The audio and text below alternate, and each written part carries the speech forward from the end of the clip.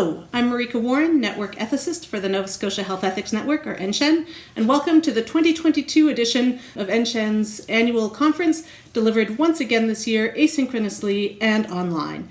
So in this presentation, I'll be providing background about how ethics is relevant when addressing questions about resource allocation. So before I get started, I just want to note that we picked this topic when we hoped and anticipated that it would be a somewhat post-COVID discussion, but as we record this, we're heading into having to address some of the most challenging resource allocation questions that COVID has triggered thus far. That said, these questions are endemic in healthcare, and so we'll try to address the topic in a way that is informed but not limited to the many challenges that COVID has created around resource allocation.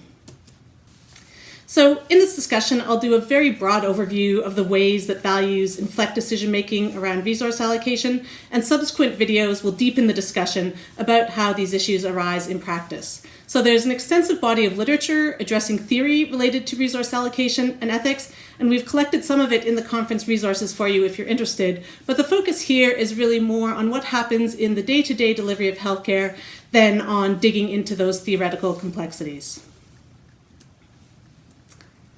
All right, so here's a very quick and dirty definition of ethics to get us started. So we're asking a particular type of question and we're using a particular type of information to answer them.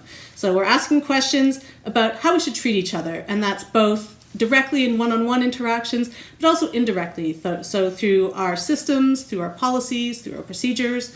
And then the hallmark of ethical questions is that they need to be answered with reference to values, which doesn't mean that the facts or evidence aren't relevant or don't come into the discussion, but we can't go forward in terms of figuring out how we should treat each other without determining what the values that are going to drive that interaction are. So our values are defined very broadly as things are important to us, and again, they play this fairly significant and broad role in shaping how we relate to each other. And so, the question is, right, what do these, values have to do with questions around resource allocation? So I was guest lecturing one day a few years back, and I was mentioning some of the typical cases where ethics support gets involved. And I used examples including funding for chemotherapy drugs and eligibility for early intervention programs for children with autism spectrum disorder.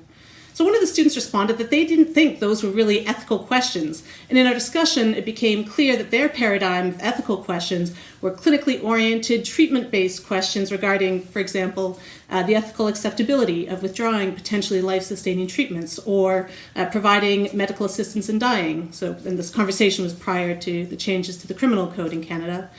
But that paradigm that student had, I think, is shared by a lot of folks, both within and without healthcare, about what ethical issues are in healthcare. But to return to that quick and dirty definition I just gave you around ethics, the decisions we make about where to deploy our collective resources in healthcare have profound effects on how people are treated, again, both in one-on-one interactions, but also by the healthcare system. And therefore, these issues around resource allocation are deeply ethical. And what's more, I would argue, in alignment with the quote on the slide here, that decisions about how we use resources, which are always very limited in healthcare, demonstrate more clearly what the actual values of an organization are than vision, mission, and value statements do. So to help you reflect a bit about how you might approach these sorts of questions, I'm going to start here with a very low stakes example. All right, so you're at a community supper and you've been asked to divide up a pan of brownies for everyone. There were supposed to be 2 pans of brownies, but due to unexpected illness tonight, you only have 1 pan in front of you. So you estimate that pan can be cut into about 36 quote-unquote regular or serving size brownies, but there are 65 people in attendance at the supper. So how do you decide to distribute those brownies? Now in this case, everyone has eaten a substantial meal of lasagna and salad and garlic toast, so no one is in desperate need of a brownie. But I would also argue that having a brownie might improve a person's life to at least some small degree. So I invite you to take a moment to think about what would you do in this situation, or perhaps what you've done in similar situations. So I'll pause for a moment while you do that.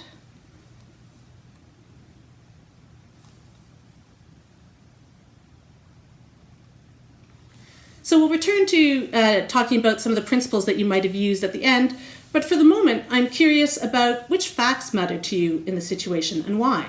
So was it relevant, for example, that people had already eaten? Did you wonder about the possibility of nuts in brownies, or whether they were gluten-free or vegan?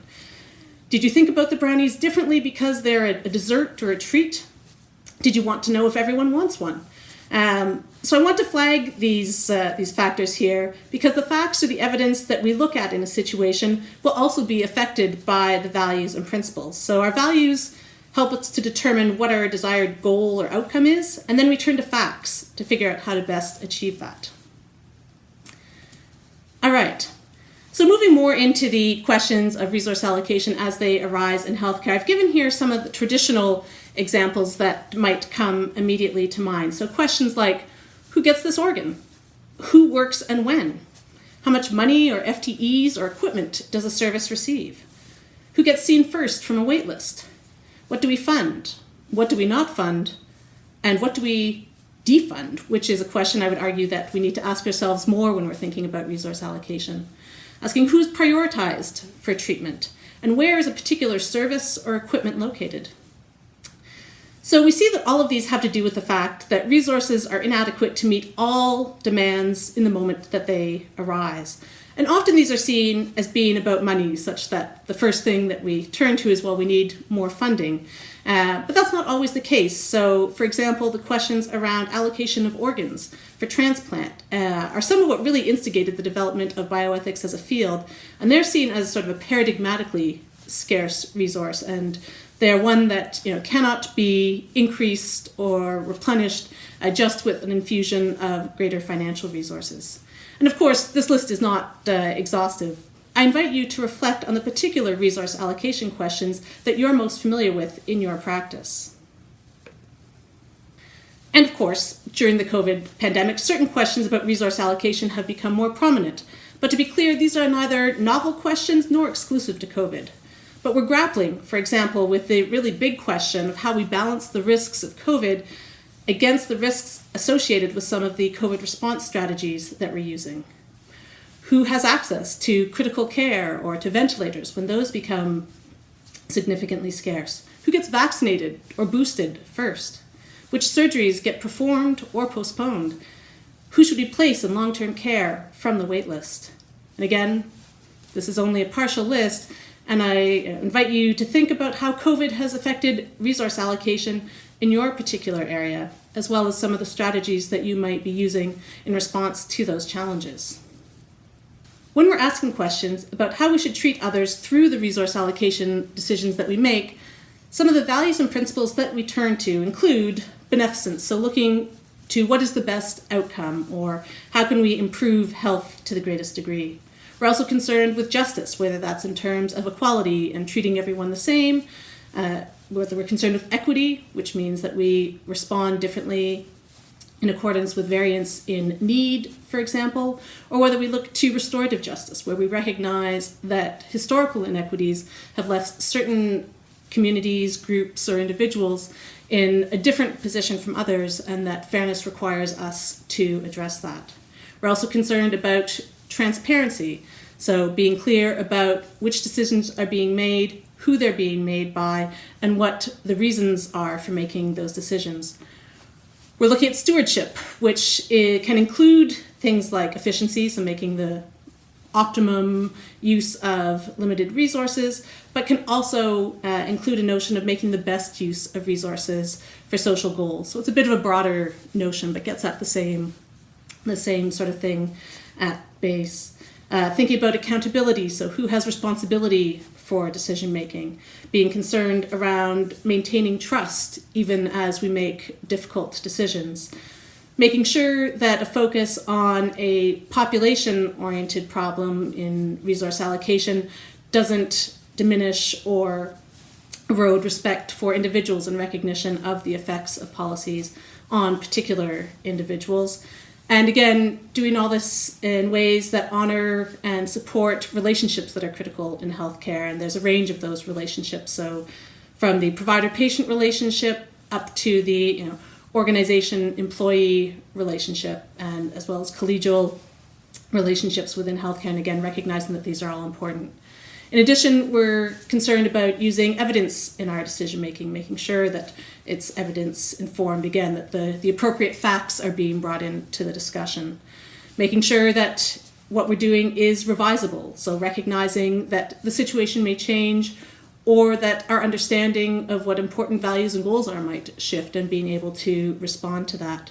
Similarly, with proportionality, making sure that the harms of our allocation decisions are not greater than the harms that we're looking to prevent through making them. So making sure our response is in accordance with the situation that we're facing. We're also concerned about inclusiveness, so not just recognizing that decisions have effects on individuals, groups, and communities, but also making sure that they're able to participate in decision-making where those interests might be effective. And in that decision-making, making sure that it's not just having someone at the table so you can check off a box on a list, but really working collaboratively and really taking on board the perspectives that are brought by the various participants in decision-making. So the values that are going to be relevant in any particular question may shift depending on context. So this isn't meant as a checklist or, again, as an exhaustive account, but the values that are listed here are often the ones that we go to first when we start thinking about how to allocate. And so some of these are substantive, so the ones on the left here, and help us work out what we want to achieve. And then those on the right are more procedural, and those help us work out how to do that work well. But they're no less important for being procedural, that a good process is important if we want to achieve a good result at the end of the day. And in resource allocation, as in other ethically leading questions, we're looking for the right balance or mix of these values given the challenge that we're trying to address. So it's not just a matter of picking one of these and deciding that that will be the only value that we're looking to prioritize or encompass in our policy or process at the end of the day. So the most important question to answer, and the one which I think most obviously perhaps reflects our values, is what we're trying to achieve with any particular distribution of resources. So some of the objectives that we often try to achieve with resource allocation include maximizing efficient use of resources, but also sometimes it's addressing existing or historical inequities and use our resources to do that. We might also look to optimize individual outcomes or population level outcomes, or to minimize differences in resource availability to respond to geographical variation, for example, in ability to access healthcare. And again, this is not a complete list of the objectives that we might have when we're trying to decide on a particular pattern of allocation, but it reflects some of the common goals that our values point us toward. So in addition, here again, we're often trying to achieve more than one of these at the same time. And that's one of the many factors that contributes to making resource allocation a challenging endeavor. So here's some of the principles that we then use to achieve those objectives of allocation. So we might use first come, first serve. We might prioritize life stages, and that can be any stage. It might be an earlier life stage, it might be a later life stage, depending on the objective. We might turn to a lottery or random selection. We might prioritize those who have likely best outcomes. We might look to prioritizing just saving lives without any further qualification about the quality or length of those lives. We might look to prioritizing those with the greatest needs, so those who are the sickest. We might also look to provide compensation, whether that be, again, for past inequities or for social service or social value of particular roles. And that can be linked sometimes to maintaining organizational or social functions, so something called the multiplier effect, where the idea is that if you are able to return a caregiver to their work more quickly, that then they're able to care for more, so you get multiple benefits from providing the care to that caregiver first. You might also look to prioritize saving the most life years, so that's again a combination of the sort of life stage and saving most lives. So often we sort of slice and dice and combine some of these together. Or we might just say we're looking for the greatest good for the greatest number, and then work out what that means in a particular situation. And I should note here that there's always some principle active for allocation. So whether or not we've reflected carefully or explicitly on what principle should be used, So most of the time in healthcare, when we don't feel that there's an above average level of scarcity, we rely on first come, first served. So I want maybe take a moment here and just think about that principle in light of the values we were talking about a few minutes ago. So which values are reflected in that choice of principle, or in the principle that's most commonly used in your practice?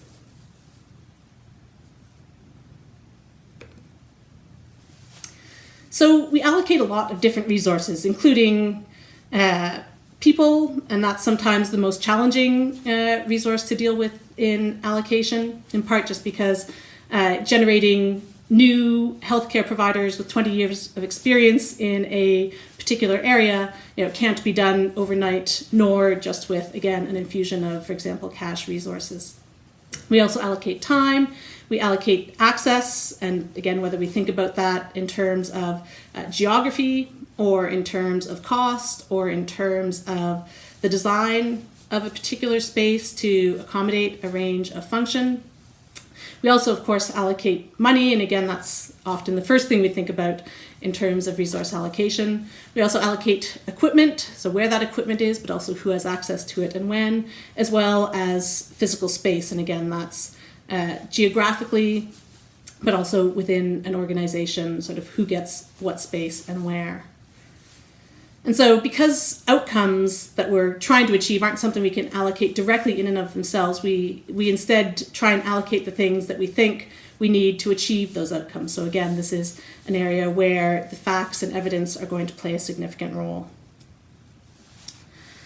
So, and we allocate using a range of mechanisms. So we might use legislation, we might use policies, we might use procedures, care pathways, things like that, algorithms. We might rely just on individual decisions. We use certainly budgets to do a lot of our allocation. Again, that's the sort of paradigmatic allocation document. We also allocate using schedules. So again, the appropriate mechanism is going to vary depending on the context, although both procedural and substantive values and principles can help to determine which approach is preferable as a mechanism in a situation. So for example, in a situation where being responsive to inequity is a priority, it might be best to make allocation decisions on an individual case-by-case basis to ensure correspondence with the particulars of a case. Whereas in another situation, a commitment to fairness and consistency across the province might push us toward standardized policies.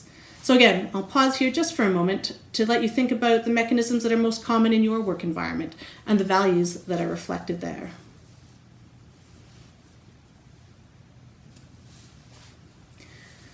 So when we're approaching resource allocation decisions, having a good process is one of the ways that we address our ethical concerns. And I use a Post-it note image here because many of my personal work processes involve a lot of Post-its, but they're certainly not essential to having an ethically justifiable process.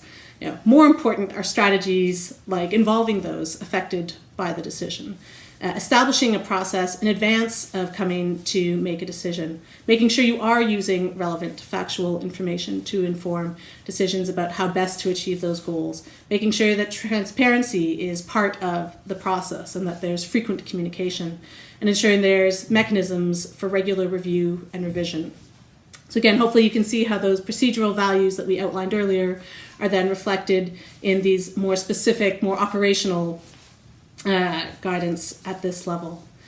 And so, they're again providing an example about how we go from those sort of broad values into the sort of nitty-gritty work of determining exactly how we're going to allocate. So I'm going to go back to the brownies here, and I invite you to take a moment and think back on how you approach the limited brownie question. So what values and principles were reflected there? And through this discussion, do you think that any of those might have shifted a bit for you as you come back to the question of how to divide up the brownies? Or have I only succeeded here in making you hungry? So what I've hoped to do in this introduction is illustrate that values are relevant in many different ways as we approach resource allocation. And I hope that you feel more able to identify the values that influence how we allocate resources. Because once we're able to identify explicitly the values that we're using to allocate resources, we're better positioned to ask whether or not we're using the right values. To come back to that quote from the beginning about our budgets or our actions more broadly, revealing what our values are. And as you watch the other videos in this conference series, I encourage you to think about why dealing with resource allocation issues in healthcare is so difficult for both individuals working within the healthcare system, but also for healthcare systems themselves as organizations, and to start having some of those conversations with colleagues about the resource allocation challenges that you face. So I thank you for your attention to this, and if you're in Nova Scotia and you feel you would benefit from further support from ethics around resource allocation issues that you face, please don't hesitate to reach out. Thank you.